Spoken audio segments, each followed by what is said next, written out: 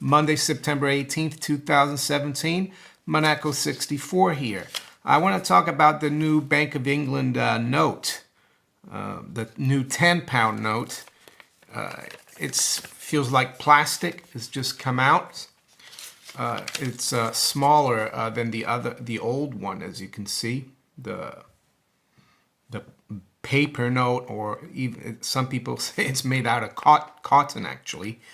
But I want to actually talk about what's written on the notes, because people just take, paper notes, bank notes, and they say, oh, it's money, and they put it in their pocket, £10, that's it. But I just want to prove how, fraudulent and also broken our monetary system is. And you can do that by just looking at the banknote carefully. And, there's a promise here on the £10 note. It says, Bank of England, I promise to pay the bearer on demand the sum of £10. £10 of what? Well, basically nothing nowadays. I have spoken to the Bank of England. They say that all that promise means is that if you take an old banknote to the Bank of England, they'll give you a new one. So my question is, why don't they say, we promise to give you a new note in exchange for an old one if it's damaged? Well, it's because historically, this is a promissory note. It promised you to pay that before, it was when the UK was on a silver standard, it was a pound of silver, and then they changed it to a pound, of gold. Not a pound of gold, but it became a sovereign, which is just under a quarter of an ounce of gold. So you could go to the Bank of England with your £10 notes, and they would convert it immediately.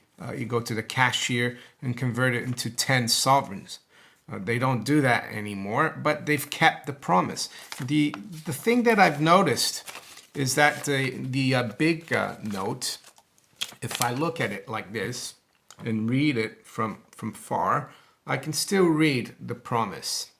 So, but with the new ones, I can't. It's too small. So you really have to look closely to see that promise, to pay the bearer on demand the sum of £10. So, and with that, I like to actually talk about a story about the Rothschilds. It's the Rothschild, it's in this book here, the Rothschilds, the Financial Rulers of Nations. And it's in the section about Nathan Meyer Rothschild, who was the Rothschild, one of the 5 sons who set up shop in London. And it's on page 181. And it will show you just how, this has been corrupted, the Bank of England note. And I quote here from the book.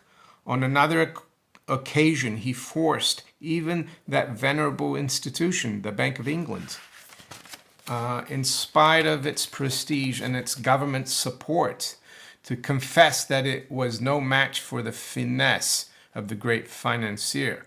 Rothschild particularly required an amount of bullion to promote the success of an operation he had in hand. This bullion the directors willingly lent him on condition that it should be returned by a certain day. On that day, Rothschild appeared at the bank to fulfill his engagement.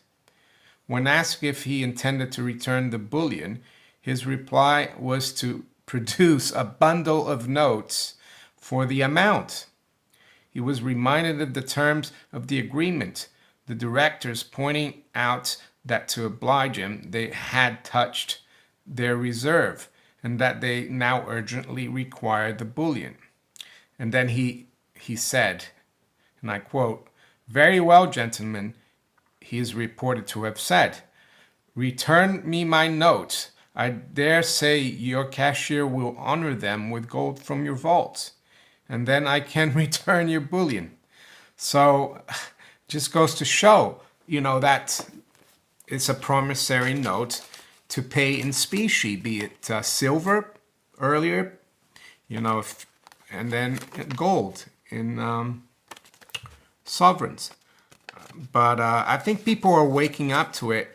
And I mean, the excuse for these new notes, even though we've had these old ones for, you know, years and years, is that it's cheaper to make and it's more difficult to counterfeit.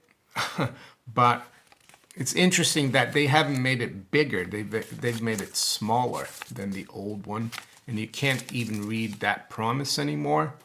You know, it couldn't be called a note if it didn't have a promise on it. An analogy I like to make about, you know, having a promissory note is when you go to, let's say, to a restaurant in the winter, you're wearing a winter coat, and you go into the restaurant, you take your coat off, you know, the people working in the restaurant, you know, they give you like a little ticket, number 31, and they hang your coat, and then you, at the end of the dinner, you give them back, you know, the little ticket, 31, and they give your coat back. They don't say, oh, I'm sorry, sir, we'll give you another, that number 31 is damaged, that ticket. We'll give you another number 31, but we'll keep your coat. So that's basically just shows how the monetary system, not only in England, but also in the US, because in the US they use a Federal Reserve note. It used to be that you know, the US Treasury note, it was, you could, $1, you could have a silver dollar for it. You know, a $20 gold certificate, you could have a $20 coin, which is just under an ounce. But nowadays, all these notes are basically, you know, misleading to be, you know, really not to say another word like fraudulent, misleading, because you get nothing for it. In order to, you know, to make payment, or you have to give something in return. You can't just give the same promise back. You know, like I go to the Bank of England and say, oh, this is damaged. Can I have a new one? Yes, that's just replacing it. It's not paying you. It's not paying the bearer the sum of anything, 10 pounds of nothing. So that's what I wanted to talk about, the new Bank of England note. You know, that promise is getting smaller and smaller, and I'm sure many people don't even look at it. I looked at it first, you know, maybe about 15, 16 years ago. I just, you know, walking back to the office from lunch at work, and I put, you know, a 20-pound note or 10-pound note in my pocket. And I just looked at it, and I looked at that promise, and I started thinking about it. You know, why is it there? And I looked into it. But you can be sure that this won't be taught in schools in England.